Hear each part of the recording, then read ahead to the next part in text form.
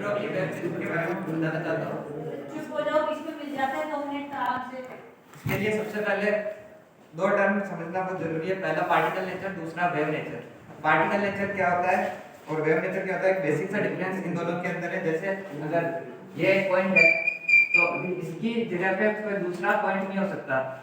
अगर कोई होना चाहता है तो पहले इसको हटाना पड़ेगा, तब दूसरा पॉइंट यहाँ पे हो सकता है। लेकिन वेव अगर है, मान लो यहाँ पे कोई एक वेव है तो उसी वक्त उसके साथ में एक और वेव इस जगह पे हो सकती है। ये वेव नेचर होता है। और दूसरा जो मैंने अभी बताया वो पार्टिकल नेचर होता है। तो अब इसके अंदर जो डी ब्रोगली उन्होंने बताया था कि लाइट जो जितने भी मटेरियल है वो सब डुअल नेचर शो करते हैं। पहला पार्टिकल नेचर, दूसरा वेव नेचर। लेकिन वो इस कंक्लूजन तक कैसे पहुंचे? सबसे पहले 1905 में फोटो इलेक्ट्रिक इफेक्ट आया। फोटो इलेक्ट्रिक इफेक्ट आने से पहले लाइट के लिए माना जाता था कि लाइट एक वेव की तरह होती है। जैसे ये कोई मेटल सरफेस है, इस पे जब लाइट पड़ती है तब ये इस इलेक्ट्रॉन को निकाल, यहाँ से इलेक्ट्रॉन बाहर निकल जाता है। तो ये ऐसा तभी पॉसिबल हो पाता है जब ये लाइट जो है ये पार्टिकल नेचर की होती है। तो वहां से ये पता चला कि लाइट जो है वो पार्टिकल नेचर की होती है। लेकिन इलेक्ट्रॉन तब तक यही बना हुआ था कि इलेक्ट्रॉन जो है वो एक पार्टिकल है। इसके लिए कोई ये नहीं पता था कि ये वेव है। लेकिन उसके बाद एक और एक्सपेरिमेंट हुआ जिसके अंदर जो हमने पिछले साल पढ़ा था, डबल स्लिट एक्सपेरिमेंट। इसमें यहाँ से इलेक्ट्रॉन की बीम को यहाँ से इलेक्ट्रॉन की बीम पास हुई तो यहाँ पर इंटरफेरेंस का पैटर्न बना। तो उससे पता चला कि जो इलेक्ट्रॉन है ये वेव की तरह बिहेव करता है, क्योंकि इंटरफेरेंस तभी बन सकता है जब ये एक वेव की तरह बिहेव करे। तो फिर वहां पे फिर से कॉन्ट्रडिक्शन हुआ कि अब इलेक्ट्रॉन वेव है या फिर पार्टिकल है। इसका भी ये भी मतलब इस तरीके से एम्बिग्युइटी में चल रहा था कि ये क्या चीज है। उसके बाद आता है डी ब्रोगली। डी ब्रोगली ने कहा कि जितने भी मटेरियल पार्टिकल है वो सारे के सारे दोनों तरीके से बिहेव करते हैं।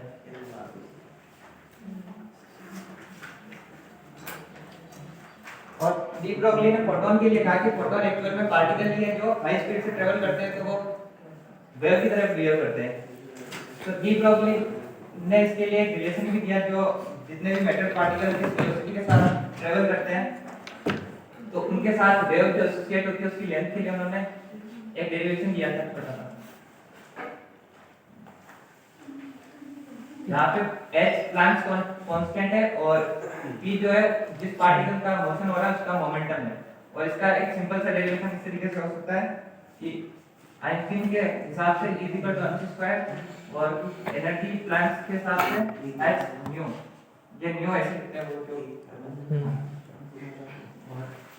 इन दोनों को इक्वेट कर देंगे। न्यू को हम लिख सकते हैं, तो यहाँ से हम न्यू की वैल्यू ले लेंगे c upon lambda.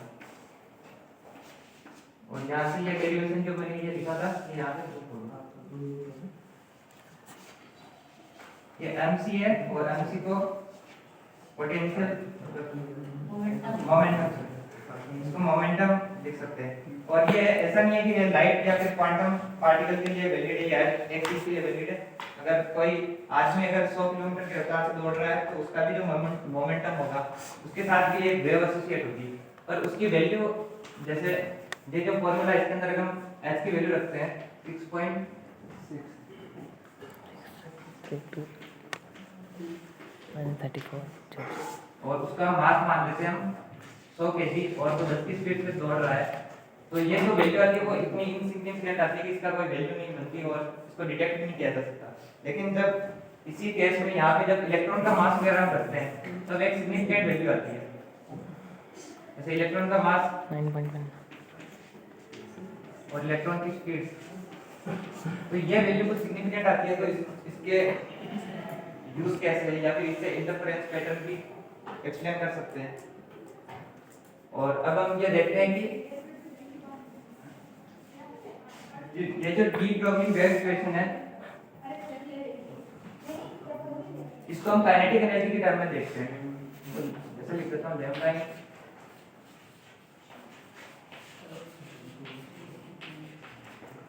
Kinetic energy होती है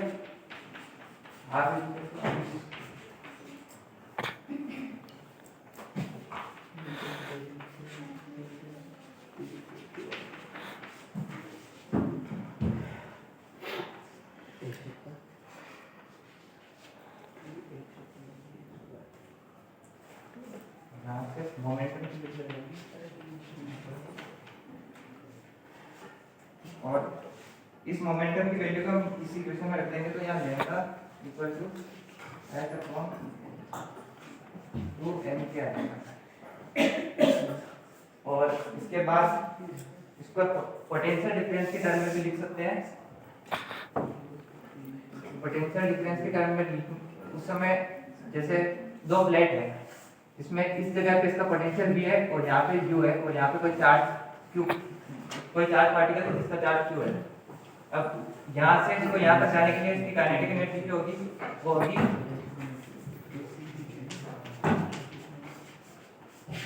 q equal to potential difference. और फिर से वही यहाँ से भी हम यहाँ जो एनर्जी है ना काइनेटिक एनर्जी इसकी जगह पे q भी लिख देंगे तो यहाँ से ये आपने जो निकाला है ना ये राइट साइड रूट से ये गलत है। में t आएगा स्क्वायर ये। आता है।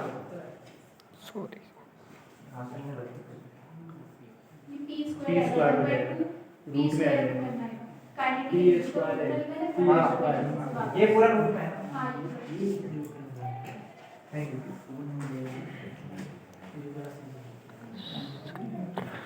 हाँ तो यहाँ पे ये वैल्यू रख देंगे।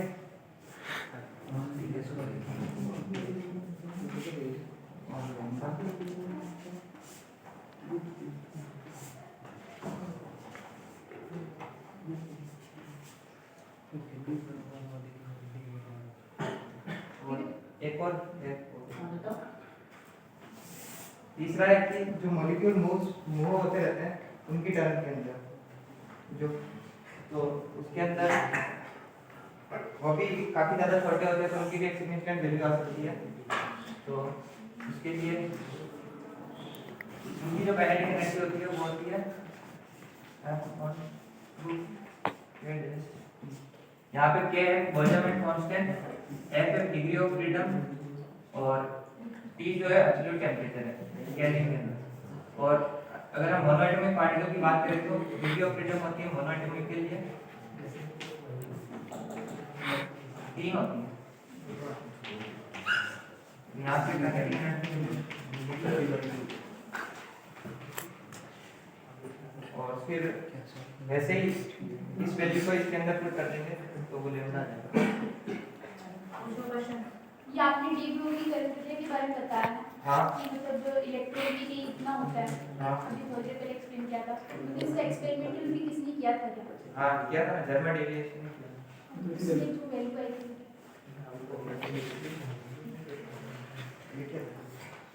7.2 के आंसर 7.33 yeah 1.66 यंगस्टर